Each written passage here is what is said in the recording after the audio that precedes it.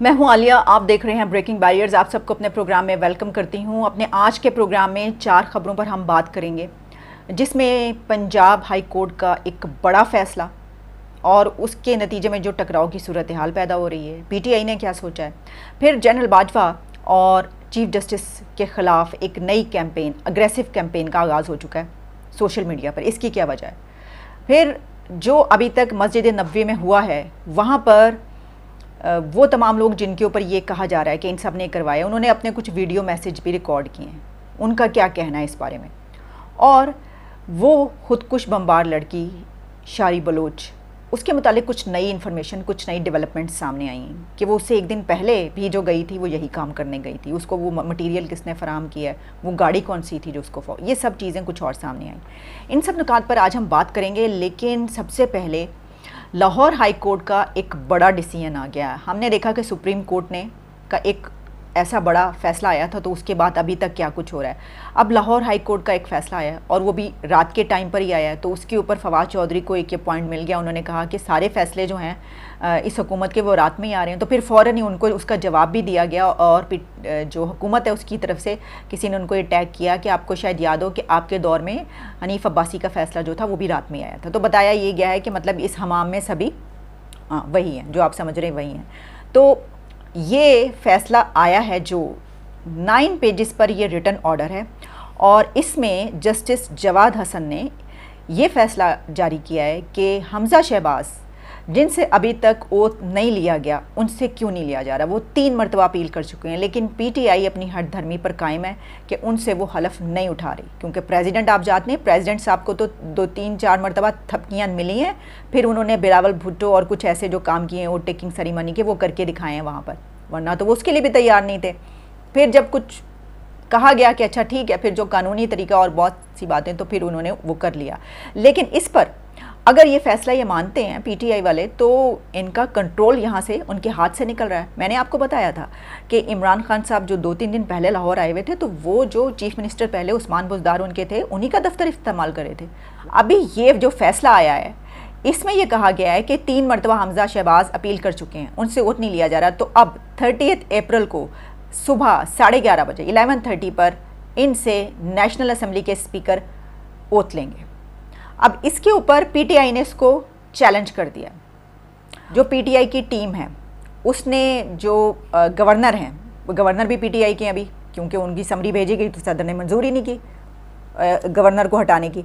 तो गवर्नर को पीटीआई की टीम ने जो मशवरे दिए हैं वो ये हैं, गवर्नर पंजाब जो हैं वो उस्मान, यानी जो पिछले हमारे चीफ मिनिस्टर उस्मान बुज़दार थे, उनके जो रेजिग्नेशन है उसके ऊपर कुछ ऑब्जेक्शंस लगा कर भेज दें और कहें कि भाई इसमें टेक्निकल एरर है, ये तो हो ही नहीं सकता, ये हुआ ही नहीं अभी, और उसको गैर कानूनी करार दे के कहें उनको उनकी पोजीशन पे दोबारा से बहाल कर दें, उन्हें कहें उन्हें दोबारा चीफ मिनिस्टर बना दें। तो दिस इज़ अनबिलीवेबल। अब आप सोच लीजिए ऐसा होगा तो क्या होगा। टकराव ऐसा होगा कि उस दिन तो सिर्फ बाजू ही टूटा था, वो भी टूटा था या नहीं टूटा था परवेज़ इलाही का, तो पता नहीं अब इसके ऊपर जो है सर टूटेगा या क्या क्या होगा। अच्छा, इसमें जस्टिस साहब ने जो फैसला लिखा है उसमें ये बताया है कि आपने पहले कानून तोड़ा, उसकी ये सज़ा है, ये वाला कानून अब अगर आप तोड़ेंगे तो इसकी ये सज़ा है, और एट दी एंड आर्टिकल 6 ही सामने आ रहा है। तो बहुत ज़्यादा टकराव ये होने लगा, यहाँ पर सिचुएशन बहुत ज़्यादा ख़राब हो रही है। आज पता चल जाएगा, मेरा व्लॉग आप तक जब तक पहुँचेगा ये और इस सारी जो सिचुएशन है ये क्लियर हो चुकी होगी और हो जाएगी। लेकिन एक तरफ आर्टिकल 6 यहाँ पर आपको याद होगा कि हुकूमत पहले ही former prime minister Imran Khan, former deputy speaker Qasim Suri और प्रेसिडेंट ऑफ पाकिस्तान आरिफ अलवी के ख़िलाफ़ जो रेफरेंस है आर्टिकल 6 के लिए, वो पहली दायर करने जा रही है। एक तरफ जहाँ ये सब कुछ चल रहा है, वहीं पर आर्मी चीफ यानी कि जनरल कमर जावेद बाजवा और chief justice of Pakistan justice Umar Ata Bandial के ख़िलाफ़ एक अग्रेसिव कैंपेन का दोबारा स्टार्ट हो चुकी है सोशल मीडिया पर, और जो ट्रेंड बाजवा के नाम से वो पहले नंबर पर जा रहा है। अब इसमें हो क्या रहा है, अब देखें ना, पीटीआई जब ये कहती है कि नहीं हम तो ये कैंपेन नहीं चला रहे, तो कौन चला रहा है? अब मौजूदा गवर्नमेंट तो नहीं चला रही होगी, उसके तो कोई वो नहीं है, ना तो हुकूमत चला रही है, ना फ़ौज खुद अपने खिलाफ चला रही है, ना जुडिशरी अपने खिलाफ चला रही होगी, तो कौन चला रहा है फिर ये? तो इसके ऊपर क्या किया जा रहा है कि दोनों की पिक्चर्स लगाई जा रही हैं, जनरल बाजवा की और चीफ जस्टिस की, और उनमें ये साबित करने की कोशिश की जा रही है कि ये मुल्क में जो भी इंतशार फैल रहा है, जो कुछ भी हो रहा है, जो टकराव की सूरत हाल है, पीटीआई को उतारने वाले, ना इमरान खान को हुकूमत से निकालने वाले यही हैं।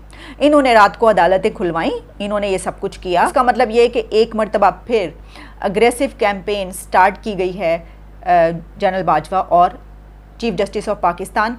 यानी ये कि हम ये कह सकते हैं कि पाकिस्तान की जो अथॉरिटीज़ हैं, ठीक है, और पाकिस्तान के जो इदारे हैं, इन इदारों के ख़िलाफ़ ये कैंपेन एक मरतबा फिर शुरू हो चुकी है। ये मैं आपको बता दूं कि इसके लिए कुछ और इसकी रीज़न्स भी हैं। एक तो ये कि पीटीआई को ये पता चल गया कि जब से वो आर्टिकल 6 के रेफरेंस की बात हुई है तो उनको ये पता चल गया है कि उनके सामने दीवारें उनके बहुत करीब आती चली जा रही हैं, दरवाजे सब बंद हो चुके हैं। और जो मस्जिद नबवी का वाक़या, उसके बाद तो उन्होंने अपने लिए कब्र जो है ना वो खुद खोद लिया, क्योंकि अब यहाँ तक ये मामला आ गया जो मैंने आपको कहा था कि बैकफायर हुआ ये चीज़ और ये बड़ी ख़राब हुई है पीटीआई के अपने लिए जो कुछ, तो वो इसलिए ख़राब हुआ है कि अब बहुत सारे ऐसे लोग जो कि उनके हक़ में थे वो उनको कह रहे हैं कि ये आपने क्या करवाया। और यहाँ तक सिचुएशन आ गई है कि इमरान खान के लिए ये बात की जा रही है कि इमरान खान के ख़िलाफ़ मज़हब का कार्ड इस्तेमाल किया जा रहा है। यानी यहाँ पर भी बात आनी थी। इस सिचुएशन पे पहुँच चुकी है पीटीआई कि अब वो ये कह रहे हैं कि इमरान खान जो कि हमेशा दूसरों के ख़िलाफ़ मज़हब का कार्ड यूज़ करते हैं, गद्दारी का कार्ड इस्तेमाल करते हैं, एजेंट कहते हैं दूसरों को, जितने कार्ड उनके पास अवेलेबल होते हैं वो सब कार्ड दूसरे के लिए इस्तेमाल करते हैं। स्टूजिस कहते हैं, गद्दार, एजेंट, बिके हुए, इनका सोशल बॉयकॉट करें, और उस बिना पर पूरे मुल्क में जो कुछ हो रहा है इंतशार वो सब देख रहे हैं। तो अब उनके लोग ये कह रहे हैं, फवाद चौधरी साहब को मैंने जो है वो देखा कि वो इस तरह की कोई बात, और भी दूसरे लोग, कि इमरान खान के ख़िलाफ़ मज़हब कार्ड का इस्तेमाल किया जा रहा है, उनके ख़िलाफ़ एक कैंपेन चलाई जा रही है। और वो किस वजह से है? वो इस वजह से कह रहे हैं, इसकी वजह यह है कि अब मस्जिद नबवी के मामले पर लोग खड़े हो गए, उन्होंने स्टैंड ले लिया है कि नहीं, दिस इज़ नॉट एक्सेप्टेबल। आप मुझे बताइए, जिन लोगों को गिरफ़्तार किया गया है वहाँ पर और उनको डिपोर्ट किया जा रहा है, उनकी जॉब से वो अलग हो गए, उनका ज़िम्मेदार कौन है? और उनको जो मारें वहाँ पर लगाई जा रही हैं, लगेंगी, उनका ज़िम्मेदार कौन होगा? कौन? हर कोई ये सवाल करता हुआ नज़र आ रहा है। यह ना तौर पर ये कहा जा रहा है कि ये सब करवाने वाले, ये प्री प्लान था, और ये करवाने वाले शेख रशीद, उनका नेफ्यू, और 2 बेस्ट बडीज़ इमरान खान के जो वहाँ पर पहुँचे थे वो थे। उन्होंने अपनी वीडियोस जारी की हैं, कुछ वीडियो मैसेज, जिसमें उन्होंने वो क्या कह रहे हैं, क्योंकि ज़रा ये बता रहे हैं कि जो साहिबजादा जहांगीर टीटू जो हैं इमरान खान के बेस्ट फ्रेंड, और अनिल मुसरत, उनको भी डिपोर्ट ही किया गया है, लेकिन उनको कुछ कहा क्यों नहीं गया, मतलब पिटाई पिटाई ऐसी कोई चीज़ इसलिए नहीं की गई क्योंकि उनके पास यूके का पासपोर्ट मौजूद है। आपको वो वीडियो दिखाई देती हूँ, क्योंकि ठीक है हम जो बातें करते हैं वो अपनी जगह पर, अगर किसी का कोई मौक़िफ़ आ रहा है, कोई स्टैंड आ रहा है तो उसको भी तो देख लेना चाहिए। और इसके अलावा शेख रशीद के ऊपर जो ये बात की जा रही है कि जी, तो उनकी एक वीडियो भी सामने लीक हुई है, यानी ये कि वो चल रही है सोशल मीडिया पर, जिसमें कुछ लोग उनसे बातें कर रहे हैं और वो उनको क्या कह रहे हैं वो भी आप देख लीजिए। अस्सलाम वालेकुम। देखिए, ये जो कल वाक़या हुआ है मदीना शरीफ के अंदर, ये सारी जो टेलीविजनों पे और सोशल मीडिया पे और हर जगह पे ये इंफॉर्मेशन चली है, जिसमें मेरा नाम, अनिल मुसरत का नाम घड़ी घड़ी मेंशन किया गया है, उस पे ये मैं वीडियो का मैसेज दे रहा हूं एज अ क्लेरिफिकेशन। हम जी 2 दिन पहले आए थे, अपना हमने उम्रा किया, मैं और अनिल मुसरत ने। उसके बाद फिर हम मदीना शरीफ आए, हम अपना एक रात मदीना शरीफ काटना चाहते थे और उसके बाद वापस आ रहे थे। जिस टाइम हम मदीना शरीफ में बैठे हुए थे, हम अपनी नमाज पढ़ रहे थे, रोजे खुलने का वक्त था, तो वहां पे मुफ्ती साहब और मरियम नवाज बेगम ये एंटर हुई, और जब ये एंटर हुई तो मैंने देखा कि पीछे से बड़ा शोर मच रहा है। तो अनिल मुसर्रत नमाज पढ़ रहे थे, मैं उठ के वहां से आया पीछे, और पीछे आने के जो मैंने देखा तो वहां पे एक शोर मच रहा था, जो पाकिस्तानी वहां पे जमा थे। इसमें जी मैं ये क्लियरिफाई करना चाहता हूं, ना कोई अनिल मुसर्रत ने फंडिंग करी थी इसकी, ना मैंने कोई ऑर्गेनाइजिंग करी थी। खुदा के वास्ते हम इबादत के लिए यहां पर आए थे। अल्लाह रसूल को तो आप पॉलिटिक्स में मत डालिए, हम अपनी इबादत कर रहे थे। आप इबादत के अंदर आपने इतना हमारे ऊपर शोर मचा दिया कि हम अरेस्ट हो गए, हम ये हो गए, हमारी पुलिस ने पकड़ लिया। ना हमने कोई पुलिस ने पकड़ा, ना हमारे ऊपर कोई क्वेश्चन आंसर हुआ, ना कोई हम अरेस्ट हुए। हम अपना पूरी इबादत करके वापस आ गए। बस ये मैं आपको मैसेज देना चाहता था। वो क्या समझते हैं कि मक्का मदीने वाले लोग देखें इनके साथ कल क्या करेंगे।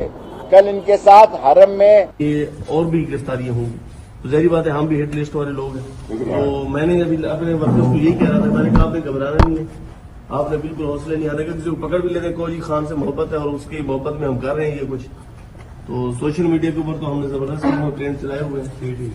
एक चाय पीनी है तो चलें फिर। मैं